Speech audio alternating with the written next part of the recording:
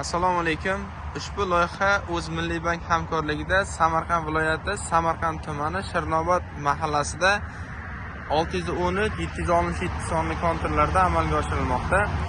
Bu yerda karam ekinlari ekilgan. Umumiy maydoni 7 gektardan tashkil topgan. Bu yerdagi ekinlar zamonaviy usullar bilan parvarishlanmoqda. Hozirdagi ekinlar unib chiqqan gullash holatida. Ekinlarni yetishtirish umumiy 100 kun davom etadi. Yetishtirish jarayonida sug'oriladi, tabiiy va mineral o'g'itlar bilan oziqlantiriladi.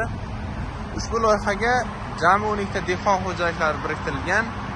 Har bir dehqon uchun o'rtacha 0.5-0.7 gektardan yer maydonlari to'g'ri keladi. Loyihani samarali amalga oshirish uchun agregator Gulobod tomorqa xizmatlari MTJ va kooperativa F. Rabbimov biriktirilgan. Ushbu loyiha bo'yicha har bir gektardan 35 tonna, jami 185 tonna hosil olish rejalashtirilgan. Mazkur ekin yig'ishtirib olingandan so'ng ikkinchi ekinga ham yuqori daromadli ekin turini ekish orqali yer egalarining daromadlari yanada oshirilib boriladi.